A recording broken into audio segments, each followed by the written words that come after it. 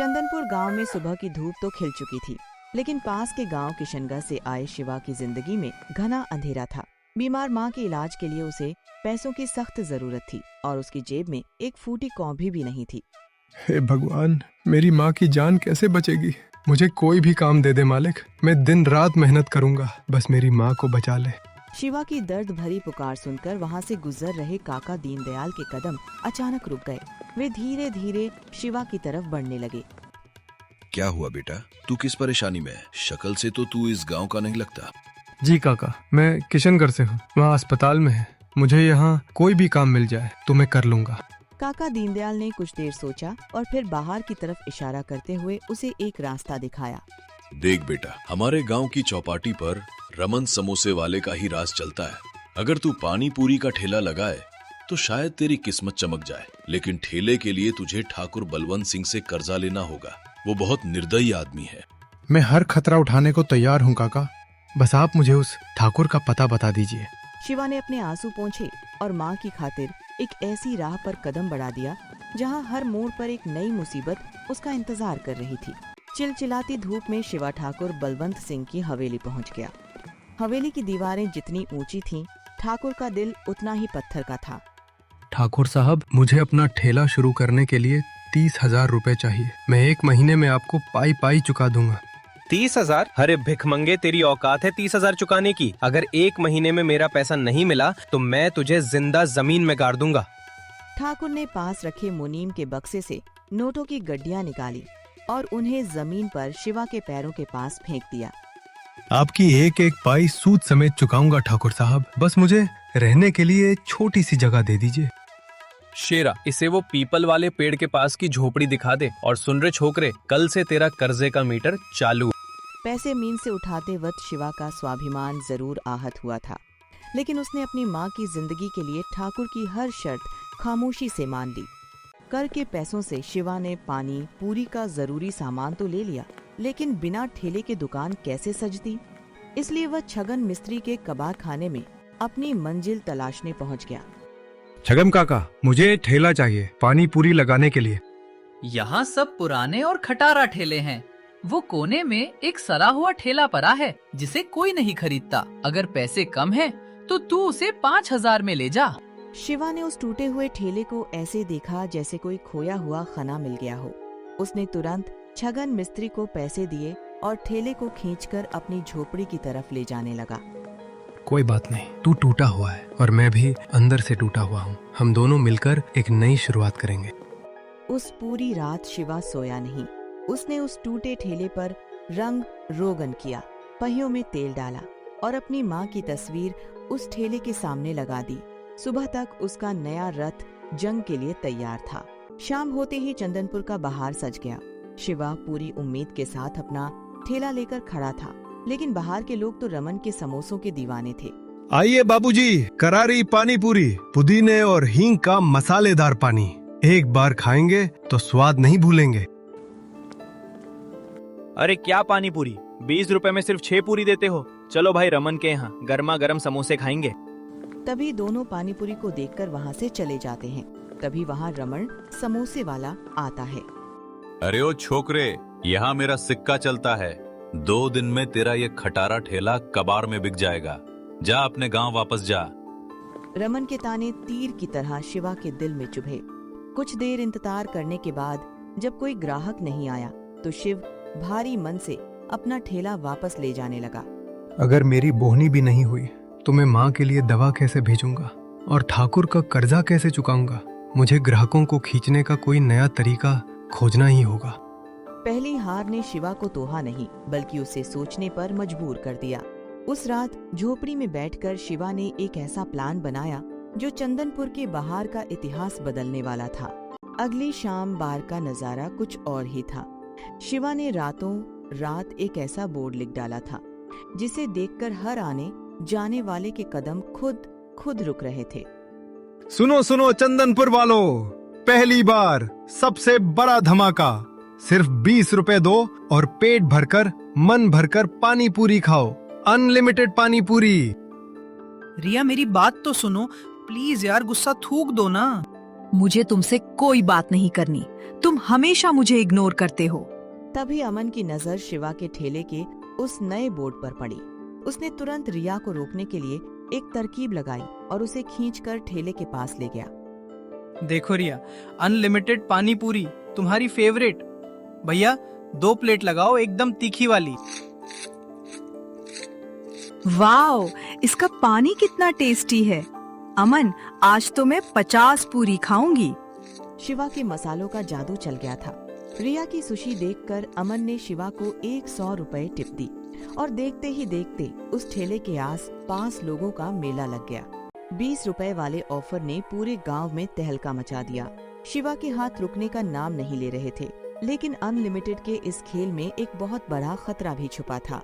देख चिंटू, आज तो मैं इस भैया की दुकान खाली कर दूंगा। 40 पूरी तो मैं ऐसे ही खा जाता हूँ। जो हारेगा वो 1000 रुपए देगा। तू क्या खाएगा गट्टू? मैं तो आज रात का खाना भी यही खाकर जाऊंगा। भैया एक और देना। दोनों लड़कों को भूखे भैये की तरह खाते देख शिवा के पसीने छूटने लगे। अगर सब ऐसे ही खाते रहे तो वो बहुत जल्द दिवालिया हो जाएगा। तभी शिवा ने अपना दिमाग दौड़ाया। लो बेटा, अब दिखाओ अपना कमाल। अगर पानी तीखा नहीं किया तो ये दोनों मेरा ठेला ही निगल जाएंगे। अरे बाप रे बाप, आहा, भैया पानी लाओ, मेरे कान से धुआं निकल रहा है। मैं हार गया भाई, मुझसे और नहीं खाया जाएगा। शिवा की छोटी सी तरकीब काम कर गई। उसकी कमाई भी हो गई और उसका नुकसान भी बच गया। शिवा की सूझबूझ उसे कामयाबी की सीढ़ियां चढ़ा रही थी। रात काफी हो चुकी थी, बाहर सूना हो गया था। शिवा अपनी कमाई गिनकर बहुत खुश था कि आज वह माँ के लिए अच्छे पैसे भेज पाएगा। तभी उसकी इंसानियत को परखने एक बेबस फकीर बाबा वहाँ आ गए। बेटा, 2 दिन से हलक से अन्न का एक दाना नहीं उतरा। क्या इस गरीब को कुछ खाने को मिल जाएगा? शिवा तुरंत अपना गल्ला छूकर ठेले के बाहर आया और फकीर बाबा के पैर छू लिए। बाबा, आपने मांग कर मुझे शर्मिंदा कर दिया। मेरी माँ कहती है कि भूखे को खाना खिलाने से बड़ा कोई धर्म नहीं। आप बैठिए, मैं आपके लिए ताजा पूरी बनाता हूँ। जीता रहे मेरे लाल। तेरी ये छोटी सी दुकान एक दिन बहुत बड़ी बनेगी। भगवान तेरी हर बला से रक्षा करेगा। शिवा ने उस रात सिर्फ पैसे ही नहीं बल्कि फकीर बाबा की सच्ची दुआएं भी कमाई थीं और ये दुआएं बहुत जल्द उसके लिए ढाल बनने वाली थीं। शिवा की तरक्की ने रमन समोसे वाले की रातों की नींद उड़ा दी थी। अब रमन की दुकान पर कोई भटकता भी नहीं था। जलन की आग ने रमन के दिमाग पर कब्जा कर लिया था। इस कल के छोकरे ने मेरा पूरा धंधा चौपट कर दिया। अगर ऐसा ही चलता रहा तो मुझे बाजार में कटोरा लेकर बैठना पड़ेगा। रमन तेज कदमों से चलता हुआ शिवा के ठेले के पास पहुंचा। उसके चेहरे पर भयानक गुस्सा था। तूने मेरे ग्राहकों पर कौन सा टोना टोटका किया है बे? चुपचाप यहाँ से दफा हो जा, वरना मैं तेरा ये खटारा ठेला आग के हवाले कर दूंगा। रमन भाई, मैं किसी का हक नहीं मार रहा। बाजार सबके लिए है। अगर लोगों को मेरा स्वाद पसंद आ रहा है तो मैं क्या करूं? तूने रमन से दुश्मनी मोल ली है। कल तुझे उस खूंखार ठाकुर को पैसा देना है ना? अब देख मैं तेरा क्या हाल करता हूँ। रमन वहाँ से पैर पटकता हुआ चला गया। शिवा समझ गया था कि रमन कोई नीच हरकत जरूर करेगा, लेकिन वह अनजान था कि मुसीबत कितनी बड़ी होने वाली है। रात के सन्नाटे में जब शिवा दिन भर की थकान के बाद गहरी नींद सो रहा था, रमन अपनी नीच साजिश को अंजाम देने पहुंच गया। अब देखते हैं तू ठाकुर बलवंत का पैसा कैसे चुकाता है। कल तेरा ठेला भी मेरा होगा और तेरा नाम भी इस गांव से मिट जाएगा। रमन चोरी करके वहाँ से तेजी से भाग निकला, लेकिन वह नहीं जानता था कि ऊपर वाले की आंखें सब देख रही थीं। अरे ये तो रमन समोसे वाला है। इसने उस नेक बच्चे शिवा के पैसे चुरा लिए। हे ईश्वर, मुझे सुबह होते ही कुछ करना होगा। फकीर बाबा ने सब कुछ अपनी आंखों से देख लिया था। रमन ने शिवा को बर्बाद करने का पूरा इंतजाम कर दिया था, लेकिन अगली सुबह का सूरज एक नया तूफान लेकर आने वाला था। सुबह होते ही शिवा पर जैसे आसमान टूट पड़ा। उसकी 1 महीने की पूरी कमाई और उसकी माँ के इलाज के पैसे चोरी हो चुके थे, और इससे पहले कि वो संभल पाता, ठाकुर बलवंत सिंह वहाँ मौत बनकर आ खड़ा हुआ। ओए शिवा, महीना पूरा हो गया, निकाल मेरे 30,000 रुपए और साथ में 10,000 का ब्याज। चुपचाप पैसे मेरे हाथ पर रख दे। ठाकुर साहब, मैं लुट गया। किसी ने रात में मेरे सारे पैसे चुरा लिए। मेरी माँ की जान खतरे में है। भगवान के लिए मुझे 2 दिन की मोहलत दे दीजिए। चोरी का झूठा नाटक मत कर। शेरा, इसका ठेला तोड़ दो और इसे घसीटते हुए हवेली ले चलो। आज इसकी हड्डियां टूटेगी। जैसे ही ठाकुर के गुंडों ने शिवा को पकड़ा, तभी अचानक फकीर बाबा वहां आ पहुंचे और उन्होंने अपनी लाठी जमीन पर ठोककर उन्हें रोक दिया। रुक जाओ ठाकुर, ये लड़का सच बोल रहा है। इसके पैसे चोरी हुए हैं और मैंने अपनी इन आंखों से उस चोर को देखा है। चलो अभी मुखिया जी के पास। फकीर बाबा के आने से शिवा की टूटती सांसों को मानो संजीवनी मिल गई। अब सारा मामला गांव के मुखिया के दरबार में पहुंच गया। दोपहर होते होते पूरा गांव चौपाल पर इकट्ठा हो गया। मुखिया रघुवीर अपने ककक फैसलों के लिए मशहूर थे।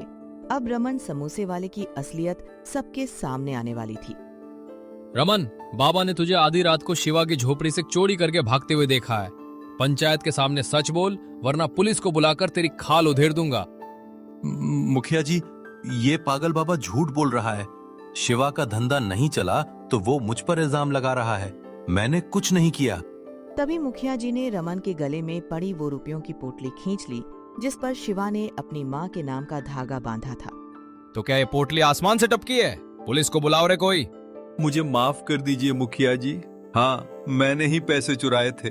इसकी वजह से मेरी दुकान बंद होने की कगार पर आ गई थी। मुझे लालच और जलन ने अंधा कर दिया था। ये रहे इसके पूरे पैसे। सच सबके सामने आ गया। रमन का घमंड चूर चूर हो गया और शिवा को उसके खून पसीने की कमाई वापस मिल गई। मुखिया जी ने रमन पर जुर्माना लगाया, लेकिन शिवा ने उसे माफ कर दिया। शिवा ने ठाकुर का पूरा करा चुकाया और अपनी बीमार माँ का इलाज करवाकर उसे अपने पास बुला लिया।